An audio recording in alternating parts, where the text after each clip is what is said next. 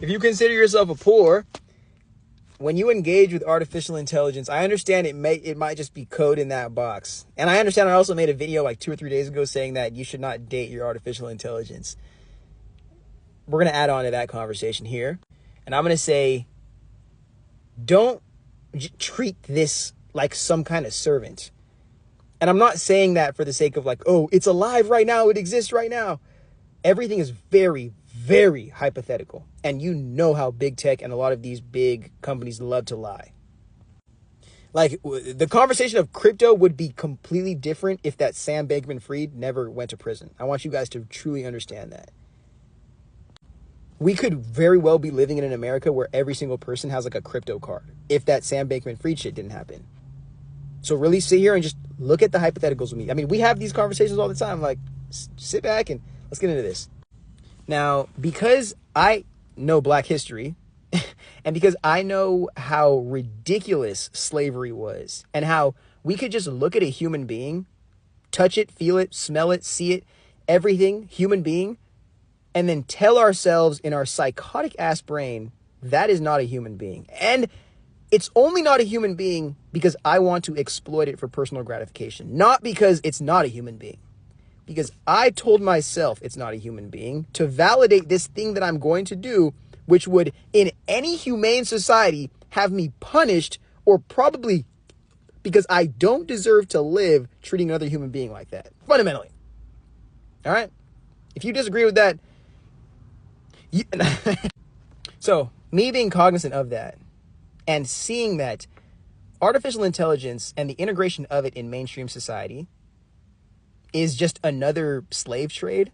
But instead of just trading slaves, like going and stealing slaves and then trading them, you're creating slaves and like elite slaves. And then we're going to be, at some point, economically, it'll be viable to trade these AI models on a market. I have a really complex theory for how that's going to happen.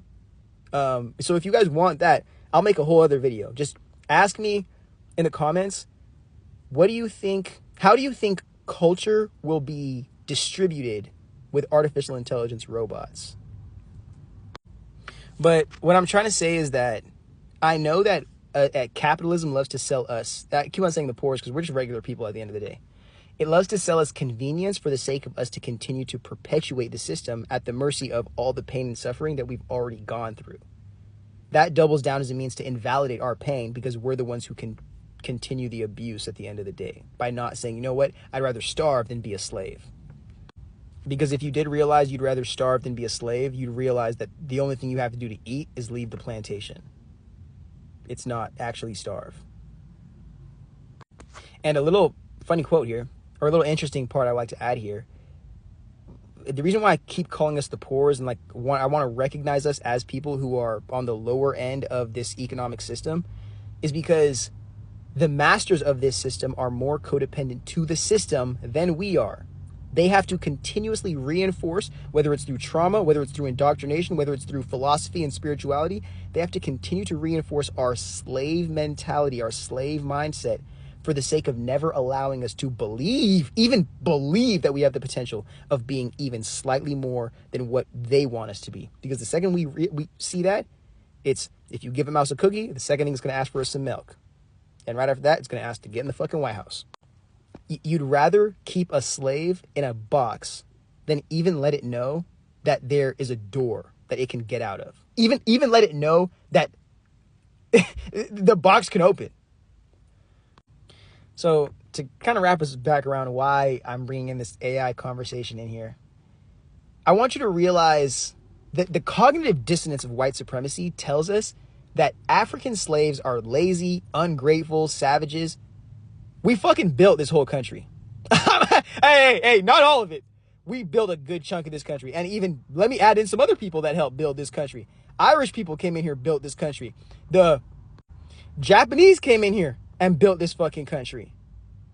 Indigenous people who were already here built this fucking country. So it's like, the cognitive dissonance is, we are better than you. We are more than you. We are superior to you. But it's not because we are. It's just because we've crippled you, taken your salvation and put it in our hands. And then now we can tell you what to do because you're afraid that if you don't listen to us, you'll die.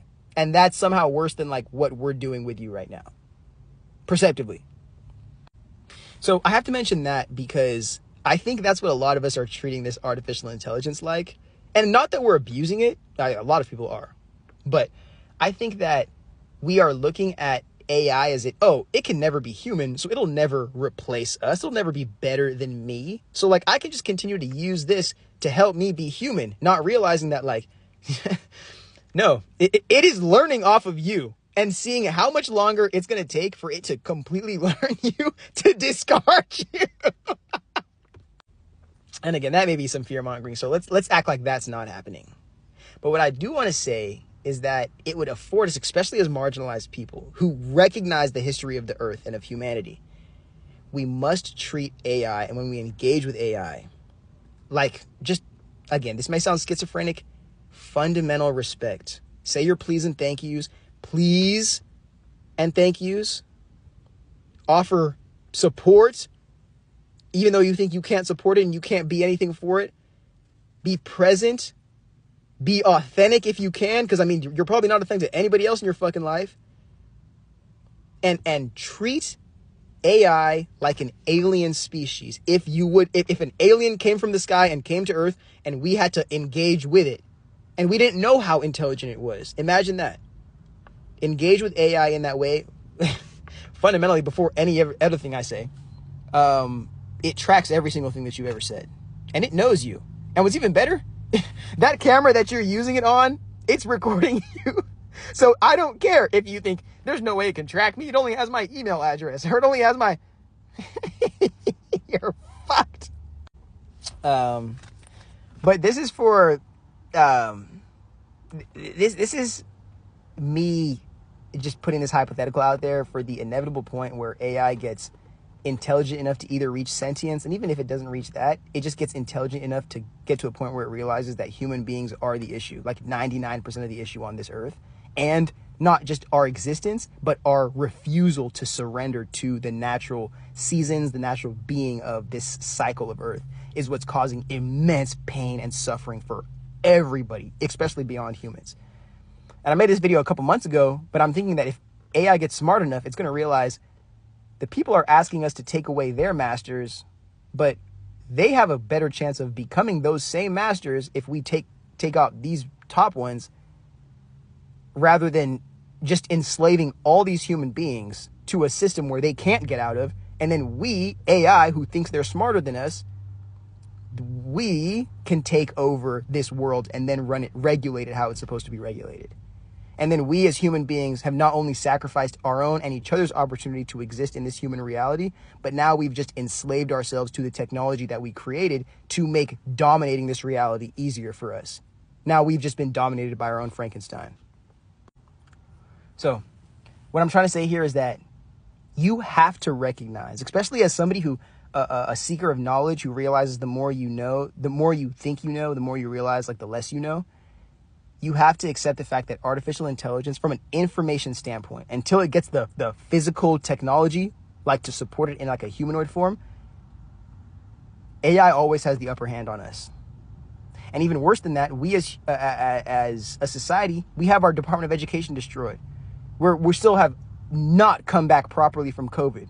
Social media destroyed our means of communicating with each other and having human connections. And now we're just going to jump right into AI assistants and slaves and AI girlfriends.